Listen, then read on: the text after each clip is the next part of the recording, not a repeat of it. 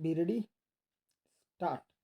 The Bharatiya Janata Party's stand during the Lok Sabha election on the necessity of a debate on Article 370 has made this issue hot potato for the same at the eve of election in that state.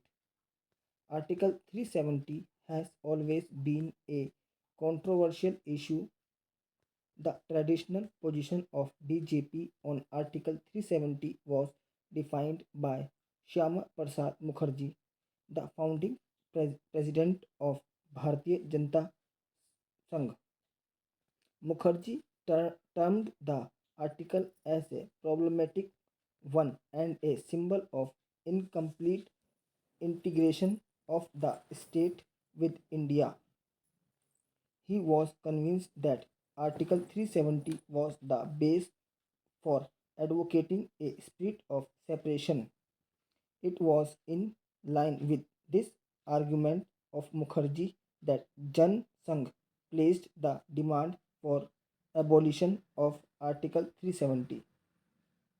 Mr. Narendra Modi, however, did not raise the demand of abolition of Article 370 during his Jammu rally. He rather asked for a rational debate. Being a seasoned national leader, he first wants to take the people of the state into confidence and not to thrust something down their throat, and that is why is the beauty of a democracy. Article 370 of the Indian Constitution is a temporary provision which grants special autonomous status to Jammu and Kashmir under Part 31 of the Constitution of India, which deal with temporary, transitional, and special provisions giving special status to the state of Jammu and Kashmir under Article 370. All the provisions of the state which is applicable to other states are not applicable to Jammu and Kashmir. The article says that the provision of Article 238, which was omitted from the Constitution in 1956 when Indian states were reorganized, shall not be applicable to the state of Jammu and Kashmir. Dr. B. R. Ambedkar, the principal drafter of the Indian Constitution, had refused to draft Article 370. In 1949, the then Prime Minister Nehru had directed Kashmiri leader Sheikh Abdullah to consult Ambedkar, then Law Minister, to prepare the draft of a suitable article to be included in the Constitution. Article 370 was eventually drafted by who was a former Diwan to Maharaja Hari Singh of Jammu and Kashmir. Sheikh Abdullah, who was appointed as Prime Minister of Jammu and Kashmir by Maharaja Hari Singh and Jawaharlal Nehru, argued that Article 370 should not be placed under temporary provisions of the Constitution. The 1952 Delhi Agreement also specified that the state should have its own flag in addition to the Union flag and they should have the same status. This agreement was further ratified by the 1974 agreement between the then Prime Minister Indira Gandhi and the then Jammu and Kashmir Prime Minister Sheikh Abdullah. It was agreed that the head of the state called Sadr-e-Riyasat for Prime Minister was to be elected by the state legislature. The agreement opposed imposition of Article 372, empowering the President to proclaim general emergency in the state.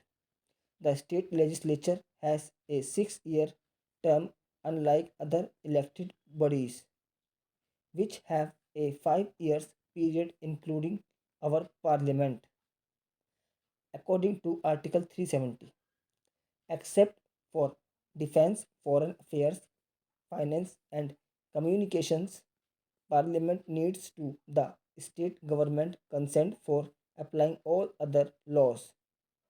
Thus, the state residents live under separate set of laws. The Indian Supreme Court has no jurisdiction in Jammu and Kashmir. Disrespecting the tricolor and other national symbol is not a crime in the state. Jammu and Kashmir residents enjoy dual citizenship. Women lose their Jammu and Kashmir citizenship if they marry residents of any other state. This was in fact made clear by an administrative rule.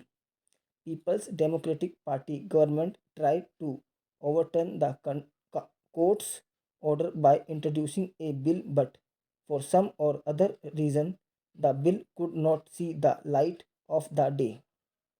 However, in a landmark judgment in October 2002, the full bench of Jammu and Kashmir High Court, with one judge dissenting, held that the daughter of a permanent resident status on marrying a person who is not a permanent resident will enjoy all rights, including property rights. A Pakistani resident gains Jammu and Kashmir citizenship if they marry Jammu and Kashmir citizens. RTI, RTE, CAG, and majority of Indian laws are not applicable in Jammu and Kashmir. Because of Article 370, no outsider can purchase land in Jammu and Kashmir. Under Article 370, the entire has no power to declare financial emergency under Article 360 in the state.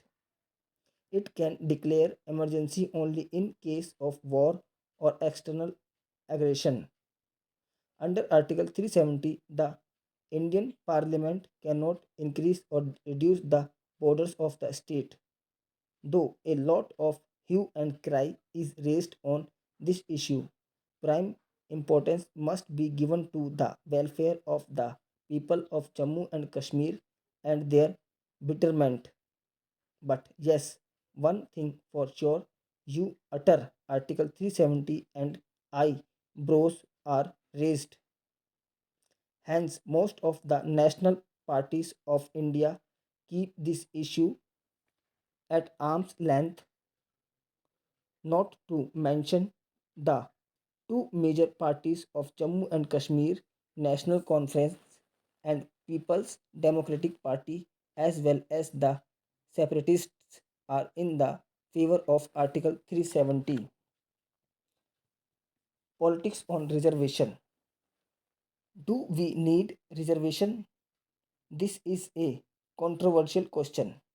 One section of the society says that reservation divides the society and sows that seed of enmity, conflict, friction, and disharmony, while the other section says that reservation is essential to bring the suppressed and the downtrodden to the mainstream of the society and for the all round progress of the society.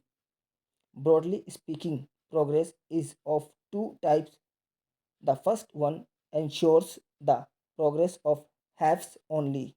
The rich becomes richer and the poor becomes poorer. This type of progress can be seen in a capitalist society. India is a socialist country. Here, the government has to bridge the gap between the haves and the have nots.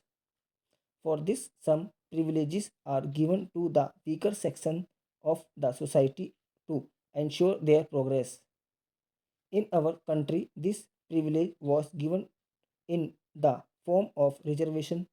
Article 15 of our Constitution guarantees us right to equality, which states that the state shall not discriminate against any person on grounds of religion, race, caste, etc. But Article 16.4 empowers the state to make special provision for reservation in favor of backward classes, which, in the opinion of the state, are not adequately represented in the services under the state.